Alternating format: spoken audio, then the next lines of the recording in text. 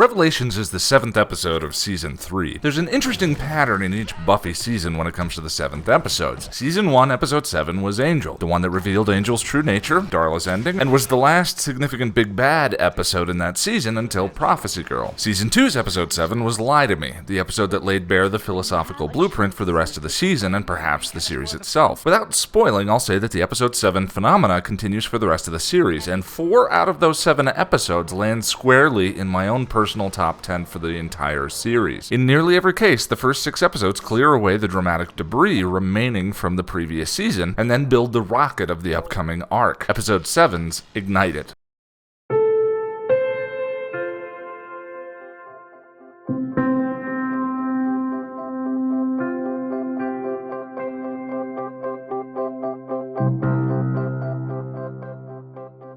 As the episode opens, the gang is speculating that Buffy has been ditching them lately in lieu of a new boyfriend, and she deflects, saying she and Faith have been spending more time together. Finally, Faith is back with a centerpiece role in the story, and she and Buffy have been cleaning the town up under Giles' supervision. Except now, there's a new watcher in town to take over Faith's training. Who the hell are you?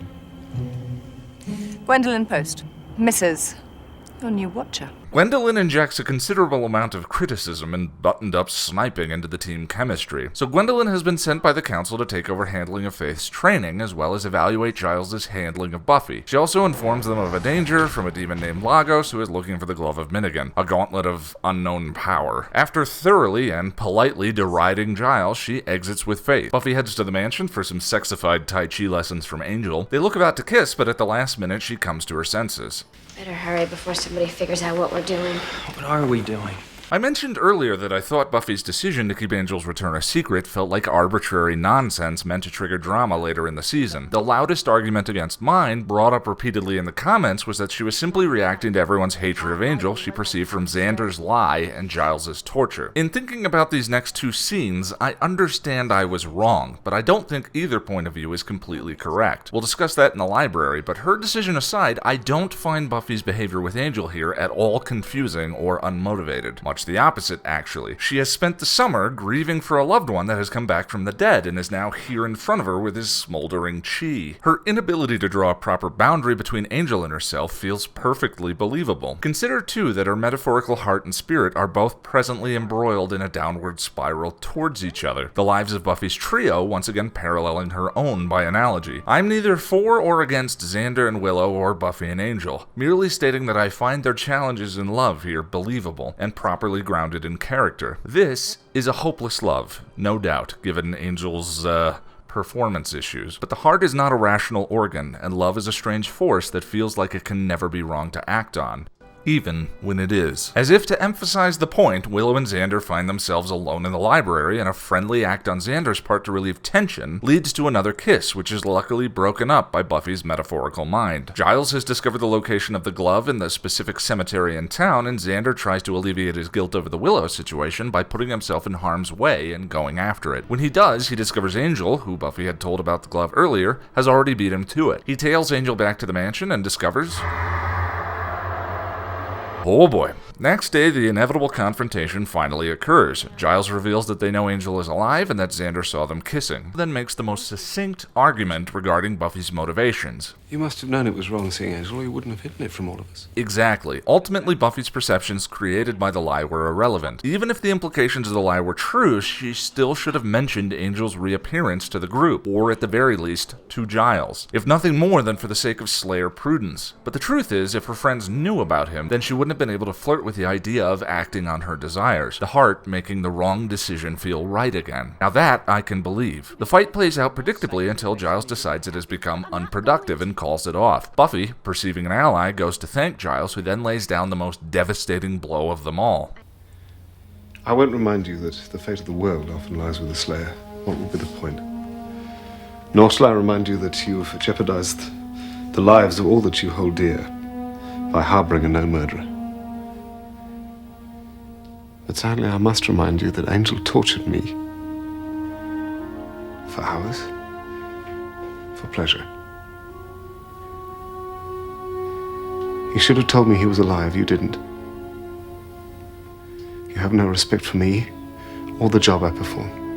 It's an absolute gut punch punch and not one totally undeserved. The sad part here is that hiding Angel's return has cast the return itself as a negative in everyone's eyes, obscuring a very important question nobody in the scene is bothering to ask. And that question has massive implications for the show. Is Angel, the souled vampire, responsible for the actions of Angelus, the soulless vampire? Except for Buffy, it seems as though everyone in the scene, including Giles, believed the answer is yes. You're harboring a known murderer, says Giles, present tense, even though Buffy already told him that Willow's spell worked. It's an incredibly significant detail with deep ramifications for the rest of the series. Buffy is the only one in the room who seems to distinguish Angel from Angelus, and really, there's only one other character so far that has voted besides the people in this room. Angel, there must be some part of you inside that still remembers who you are. Dream on, schoolgirl. Your boyfriend is dead. Even Angelus himself speaks of Angel as a different person. Does the presence of a soul absolve a person of their wrongdoings without one? Whatever the answer is, I believe it is an absolute answer. It isn't a conditional question based on how much you do or do not like a particular character. Justice isn't intended to be based on preference. I tend to believe the answer is either yes, in which case Angel killed Jenny, Angel assaulted Willow, Angel tortured Giles, and Angel tore a shopkeeper's heart out, or no. And if it's a no in all cases the soul canon is applied. Curiously, we don't have Angel's vote yet, but we will in a few episodes, and we'll have much more to talk about at that point. Gwendolyn goes to Faith and begins endearing herself to her while undermining her perceptions of the rest of the group. A slighted Faith finds Xander, who tells her about a back-from-the-dead Angel now in possession of the glove of Myhnegon. Conveniently, Xander shares just enough details with Faith to motivate her to kill Angel, Xander's propensity for subverting the decisions of the group once again making an appearance. Giles shares the same information with Gwendolyn, as well as the fact that he knows how to destroy the glove. We find out Gwendolyn is much more than just a buttoned-up meanie. Good show indeed. Xander and Faith discover an unconscious Giles. Xander stays behind to attend to him, and Faith assumes Angel did it and goes hunting. Gwendolyn attacks Angel, Angel fights back, Faith shows up to stop him, Buffy shows up and keeps him from getting staked, and that allows Gwendolyn to put the glove on. She then rewards Faith's trust in her. Faith, a word of advice. You're an idiot. Angel saves Willow, Faith distracts Gwendolyn, and Buffy dismembers her. Buffy attempts to reconcile with Faith, but it is unsuccessful. Their final exchange informs the scene in the library and the problem with Buffy keeping Angel's return a secret. It also distinguishes between the two of them. I'm on your side. I'm on my side, and that's enough. Not always. This is not one of my favorite episode 7s, but it is a pretty solid episode. I did think the climax was a bit underwhelming. Faith and Buffy's fights suffer from a severe case of, oh look, it's the stunt double. And I never really doubted for a moment that Gwendolyn had ulterior motives. As usual, the most compelling stuff here is the drama between our main characters rather than the predictable scheming of the suffocatingly nefarious Gwendolyn. And this time, the drama is all grounded in mistakes I found easy to empathize with. So when the inevitable confrontation finally did occur, I was totally engrossed. And boy did it sting. Once again, the total ineptitude of the council is brought to bear, or perhaps it's just Giles. We've had a second Slayer show up out of nowhere, and nobody told Giles her Watcher was dead until Giles went out of his way to call them at their annual Watchers retreat. And here a shamed and sacked Watcher shows up out of nowhere and nearly destroys all of them, and Giles was supposed to find out about that through paperwork? I swear there was a memo. It's almost as though the Watchers Council is being run by Inatech. What's this I hear about you having problems with your TPS reports? Yeah. Didn't you get that memo? Though, of course, this favors the patriarchy point of view of the Watchers Council, and that perhaps being the Watcher to the Slayer is not the honor we, the viewers, naturally think it should be. More on that later on. Either way, the episode does light the fuse on several plots I love, and look forward to talking about in the coming season.